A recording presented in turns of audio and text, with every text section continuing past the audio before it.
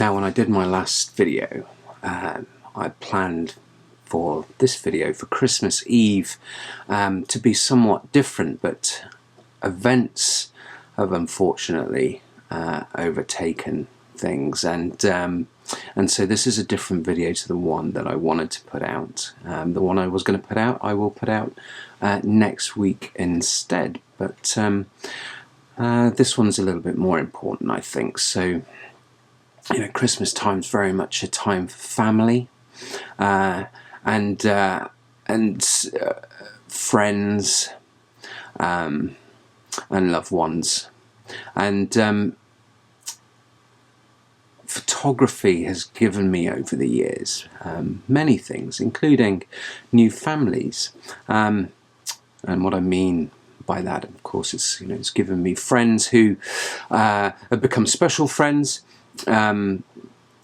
through photography. It's taken me to new places where I've met new people, but one family in particular really stands out. Now, in 2015 I won the Outdoor Photographer of the Year, and the prize for that was a place on the Fjallraven Polar, which is an event that takes place in April every year, and people compete for places on it around this time. In fact, the results for next year's Fjallraven Polar were announced only about 10 days ago.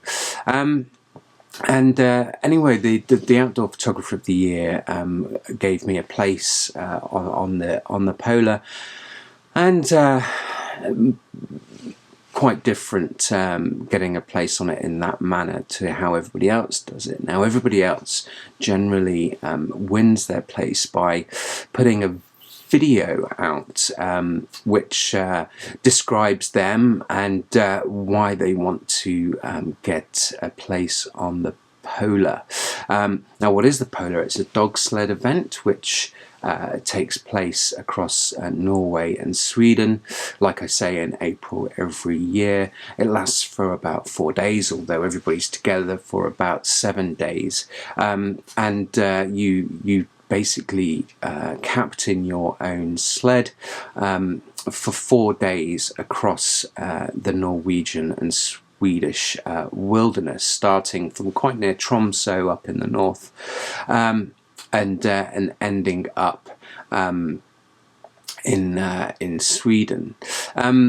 And during that, what you do is you have to look after the dogs. You travel in teams. You have a teammate, and typically you're paired with somebody from your own country, and then there's another couple who are from another country, and then you have a guide in front, and so you have like a team of 5 effectively, and you all go out in your dog sleds for 6 or 7 hours across the tundra, through mountainous regions, through forests, across frozen lakes, and all sorts of things, and then when you make it to camp, you have to look after the dogs, you have to feed them, you have to make sure they're comfortable, you have to dig trenches, you have to put your tents up, and you sleep out in the polar winter, and then on one night in particular you get to you build a big sort of walled area, or you dig it out, and you sleep under the stars just in your sleeping bag all together, and have a campfire and all sorts of things. And it's a wonderfully joyous experience, and one that did really change my perspective on life quite a bit. Now, as you can imagine, competition for a place on the Polar is quite fierce, and a lot of these people, young and old, go to great lengths to try and get people to vote for them, and some of their videos are extremely touching. And then at the end of it, when all the votes are counted, the winner from a particular country gets to go on the Polar, and then there is a jury who pick their favourite video or most deserving person from the remainder to join them. So that's why there's 2 people from each country, and What this does is it creates this kind of polar family, and there's various groups on Facebook that I'm a member of. There's a Polar 2015 group who've only got the people from 2015 in it, and then there's a wider group which has basically got everybody who has taken part in the Fjallraven Polar, and it's very much a very vibrant community, and through it I've made lots of friends, and I've made lots of friends from the Polar itself, from people all across Europe, North America, places such as Taiwan, Korea, and places like Mongolia as well. And I'm friends with all these people on social media, and they're very much part of a very different family. And here's some video and a few images from the event that I took part in 2015.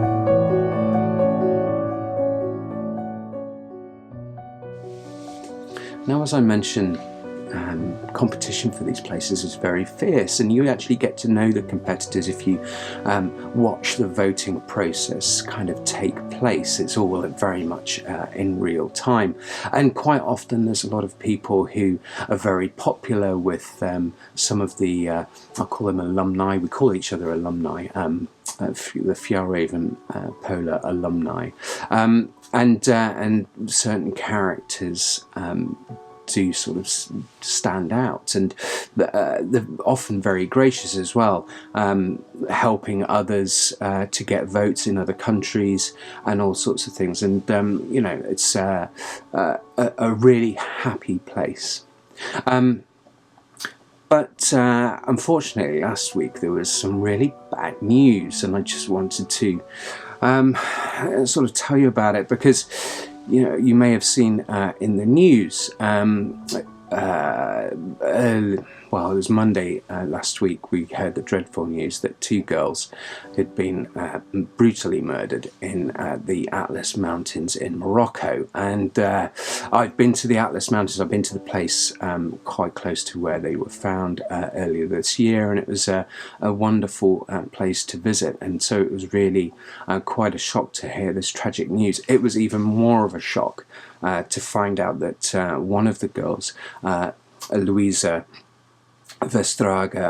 Jespersen from Denmark, who was 24, was one of the 2 girls who had been attacked and murdered by so-called ISIS extremists or terrorists. Whether they were or not, whether there was another motivation, we don't know at this point in time. But she was travelling with her friend Maren Ueland, who was from Norway and was 28 years old. And these 2 girls were very much full of life, and had only in the few days previous asked for some advice about climbing Mount Tubkal, which is the highest mountain in the Atlas Mountains. So they'd gone to Imlil in the hope of climbing this mountain, and unfortunately won't be returning home.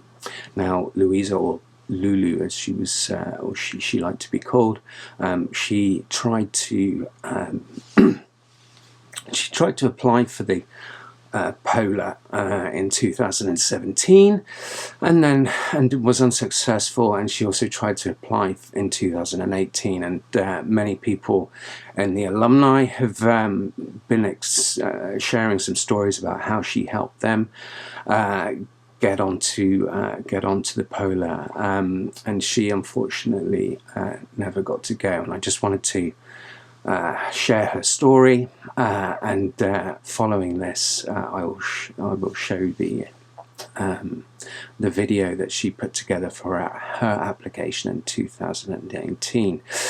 But it's been a very interesting week. It's been very upsetting for a lot of people, and you know, even now I feel quite emotional about it. Even though I didn't actually know her, I had seen her name crop up a few times over the last year or so, and so this was why this was I guess a double shock. And then to see all the outpouring of emotion on Facebook amongst a lot of the Fjallraven Polar alumni has been quite touching. So anyway, I hope somewhere, Louisa, you do get to have ice crystals blowing in your face and experience some of the white landscapes. To everybody else, Christmas is a very family-orientated time, so hold those people close to you, because you never know when they might be taken away from you. And to Maren and Louisa's family, I send my sincere condolences, and so does everybody from the Fjallraven Polar alumni.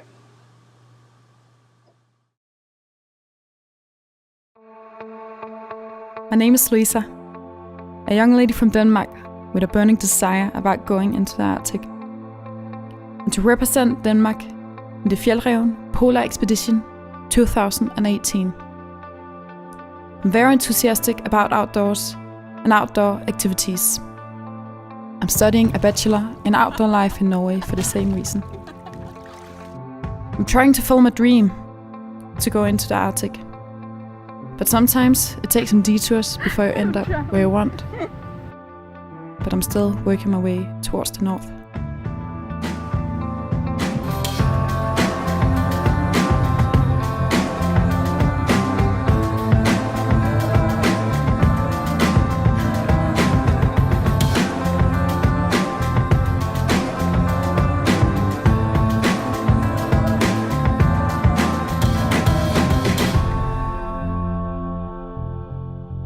dream that has been stuck in my head ever since I joined the Fjällräven competition last year, where I ended up in second place. And I hope, wish, and pray that this time I can achieve my dream. A dream that I can't achieve without your help. A dream about experiencing the feeling of kicking a dog sled through the big Arctic. About feeling the ice crystals in my face and the view of an infinite white landscape. A dream about learning and experiencing the magnificent, untamed Arctic.